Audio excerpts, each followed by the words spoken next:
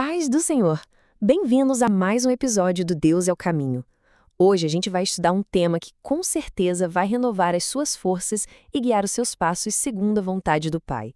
Vamos mergulhar fundo na história de José e descobrir juntos como Deus pode sim transformar a nossa maior dor no nosso maior propósito.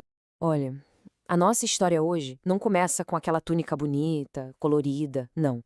Ela começa no fundo de um poço, na escuridão, sabe? Com aquele gosto de poeira e terra na boca.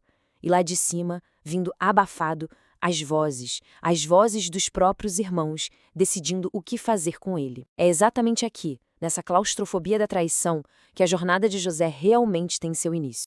E por quanto ele foi vendido? 20 ciclos de prata. Mas pensa comigo, esse não é um número qualquer jogado ao vento. A arqueologia confirma isso. Segundo o famoso Código de Hammurabi, que é daquela mesmíssima época, 20 ciclos era o preço padrão, o preço de tabela para um escravo. Ele não foi vendido por uma fortuna, não. Foi pelo preço de uma mercadoria comum. Vamos fazer uma pausa aqui só por um instante. O que está em jogo aqui não é o dinheiro, é a avaliação. Esse foi o valor que os irmãos dele colocaram nele. E esse é um sentimento que, infelizmente, pode ser muito familiar para muita gente, né? Ser desvalorizado, ser transformado num problema, ser descartado, justamente por quem deveria nos proteger. A dor de José é uma dor real, é uma dor profundamente humana. E então, José é levado para o Egito, acorrentado, vendido como se fosse um objeto. E é bem nesse momento que a Bíblia diz uma coisa que parece não fazer sentido nenhum. O Senhor estava com José. Mas como assim? Se Deus estava com ele, por que ele estava acorrentado? Por que não livrou do poço, afinal? Agora, tenta imaginar o choque. José sai daquele mundo rústico de Canaã, sabe, o mundo das tendas, da lã crua, dos tons de terra, da poeira. E, de repente, ele é jogado na rigidez geométrica do Egito. O linho branco impecável, a arquitetura gigante, os cheiros de incenso do rio Nilo, ele perdeu absolutamente tudo. A língua, a família, a liberdade. Um completo estrangeiro numa terra estranha. Isso nos ensina uma coisa que a gente poderia chamar de teologia da trincheira. É o seguinte, a presença de Deus na vida de José não apareceu como um resgate de filme, um resgate imediato, não. Ela se manifestou como uma força interna, uma força que preservou o caráter dele, a fé dele, a identidade dele no meio daquele caos todo. Deus estava com ele na casa de Potifar e estaria com ele na prisão também. E mesmo ele fazendo a coisa certa, a situação piora. Ao fugir da esposa de Potifar, José mostra uma integridade assim inabalável. E qual é a recompensa por isso? A prisão. Uma acusação falsa. Pois é, às vezes fazer o que é certo nos joga num poço que parece ainda mais fundo. Mas a palavra-chave aqui e que faz toda a diferença é temporariamente. Então, depois de anos esquecido naquela prisão, o chamado finalmente chega. O faraó teve um sonho e o copeiro se lembrou daquele hebreu que interpretava sonhos. Esse é o grande ponto de virada. Mas não é tão simples quanto só sair da cela. José precisou ter a coragem de se transformar para conseguir cumprir o seu propósito. Olha só esses passos. Ele é chamado e aí acontece algo que é crucial. Ele se barbeia. Para um hebreu, a barba era um sinal de honra, raspar uma vergonha. Mas para um sacerdote, para um nobre egípcio, a ausência de pelos era sinal de pureza, de status. José troca as roupas de prisioneiro pelo linho fino, ele se adapta culturalmente para ser aceito naquele ambiente. E aqui está a chave de tudo. A aparência de José mudou tanto, mas tanto, que anos depois os próprios irmãos não o reconheceriam. Ele se adaptou para ter acesso, para ser ouvido. Mas na hora que ele abre a boca na frente do faraó, a primeira coisa que ele faz é confessar sua fé. Ele diz, isso não vem de mim, é Deus quem dará a resposta. Ele não comprometeu a sua essência. Agora, vamos puxar essa história toda para a nossa realidade. Como é que essa jornada de José se aplica na nossa vida, no nosso trabalho, na nossa família? Porque a palavra de Deus não é só um livro de história antiga, né? É um manual para a vida, para hoje.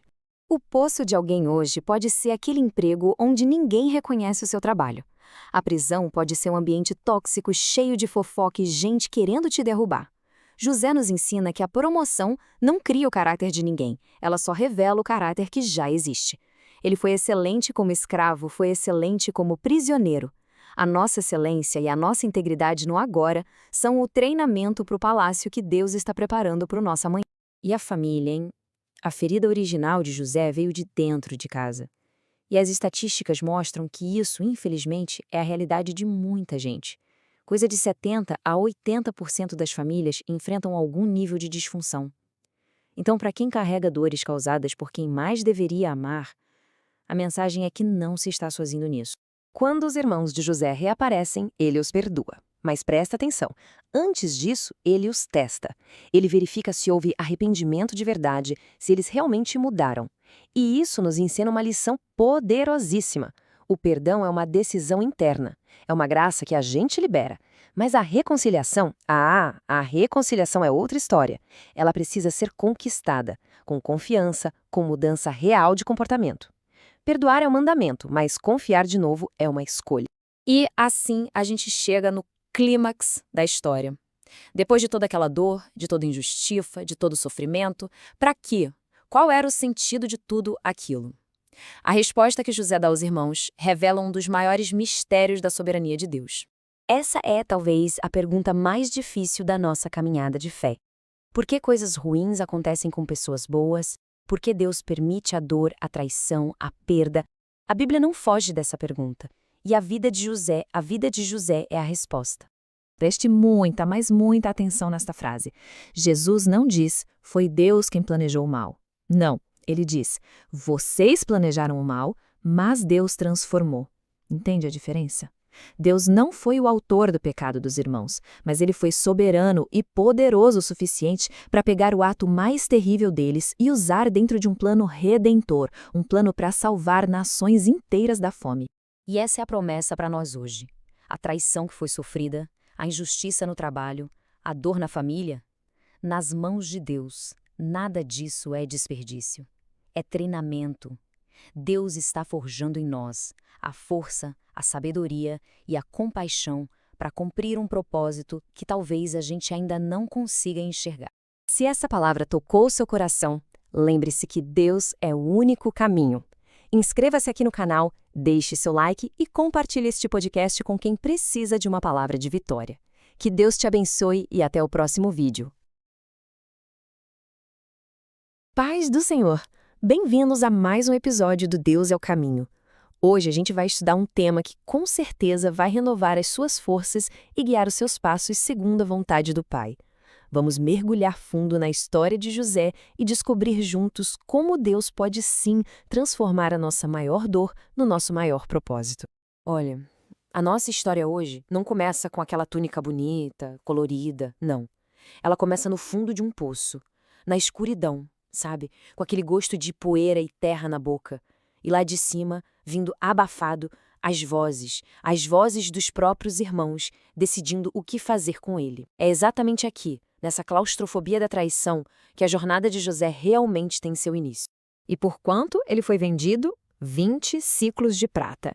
Mas pensa comigo, esse não é um número qualquer jogado ao vento. A arqueologia confirma isso.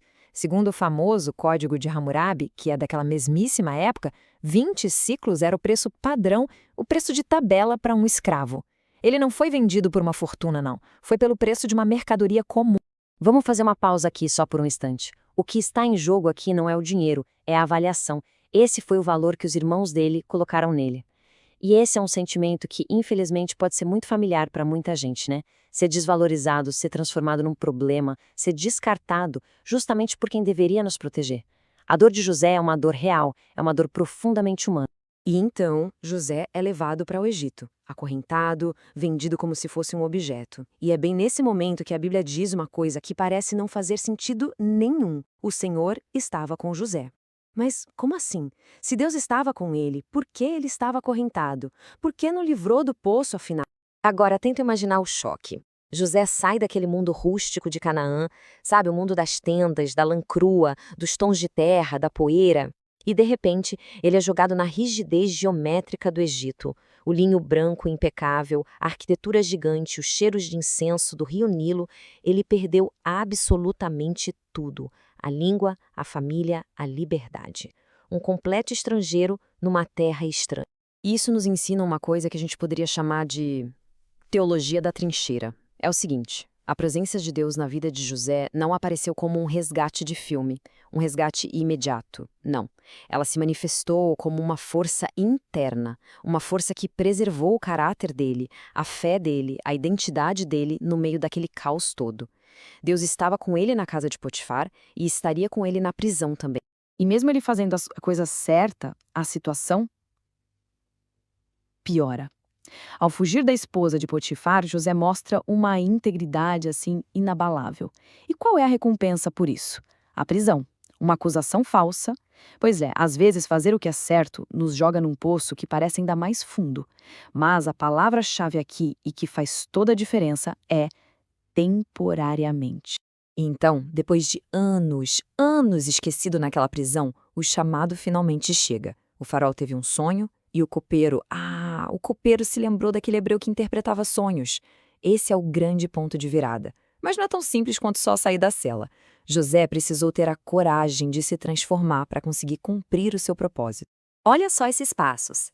Ele é chamado e aí acontece algo que é crucial. Ele se barbeia. Para um hebreu, a barba era um sinal de honra, raspar uma vergonha. Mas para um sacerdote, para um nobre egípcio, a ausência de pelos era sinal de pureza, de status. José troca as roupas de prisioneiro pelo linho fino, ele se adapta culturalmente para ser aceito naquele ambiente. E aqui está a chave de tudo. A aparência de José mudou tanto, mas tanto, que anos depois os próprios irmãos não o reconheceriam. Ele se adaptou para ter acesso, para ser ouvido. Mas na hora que ele abre a boca na frente do faraó, a primeira coisa que ele faz é confessar sua fé. Ele diz, isso não vem de mim, é Deus quem dará a resposta. Ele não comprometeu a sua essência. Agora, vamos puxar essa história toda para a nossa realidade. Como é que essa jornada de José se aplica na nossa vida, no nosso trabalho, na nossa família? Porque a palavra de Deus não é só um livro de história antiga, né? É um manual para a vida, para hoje. O poço de alguém hoje pode ser aquele emprego onde ninguém reconhece o seu trabalho. A prisão pode ser um ambiente tóxico, cheio de fofoca e gente querendo te derrubar. José nos ensina que a promoção não cria o caráter de ninguém, ela só revela o caráter que já existe. Ele foi excelente como escravo, foi excelente como prisioneiro. A nossa excelência e a nossa integridade no agora são o treinamento para o palácio que Deus está preparando para o nosso amanhã. E a família, hein? A ferida original de José veio de dentro de casa. E as estatísticas mostram que isso, infelizmente, é a realidade de muita gente. Coisa de 70% a 80% das famílias enfrentam algum nível de disfunção. Então, para quem carrega dores causadas por quem mais deveria amar, a mensagem é que não se está sozinho nisso. Quando os irmãos de José reaparecem, ele os perdoa. Mas presta atenção, antes disso, ele os testa. Ele verifica se houve arrependimento de verdade, se eles realmente mudaram. E isso nos ensina uma lição poderosíssima. O perdão é uma decisão interna. É uma graça que a gente libera. Mas a reconciliação é outra história. Ela precisa ser conquistada, com confiança, com mudança real de comportamento. Perdoar é um mandamento, mas confiar de novo é uma escolha. E assim a gente chega no clímax da história. Depois de toda aquela dor, de toda injustiça, de todo sofrimento, para quê? Qual era o sentido de tudo aquilo? A resposta que José dá aos irmãos revela um dos maiores mistérios da soberania de Deus.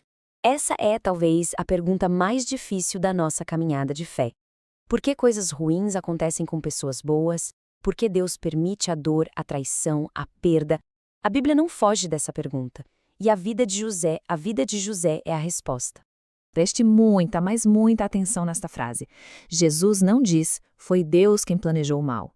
Não, ele diz, vocês planejaram o mal, mas Deus transformou. Entende a diferença? Deus não foi o autor do pecado dos irmãos, mas ele foi soberano e poderoso o suficiente para pegar o ato mais terrível deles e usar dentro de um plano redentor, um plano para salvar nações inteiras da fome. E essa é a promessa para nós hoje. A traição que foi sofrida, a injustiça no trabalho, a dor na família, nas mãos de Deus, nada disso é desperdício. É treinamento. Deus está forjando em nós a força, a sabedoria e a compaixão para cumprir um propósito que talvez a gente ainda não consiga enxergar. Se essa palavra tocou o seu coração, lembre-se que Deus é o único caminho. Inscreva-se aqui no canal, Deixe seu like e compartilhe este podcast com quem precisa de uma palavra de vitória. Que Deus te abençoe e até o próximo vídeo.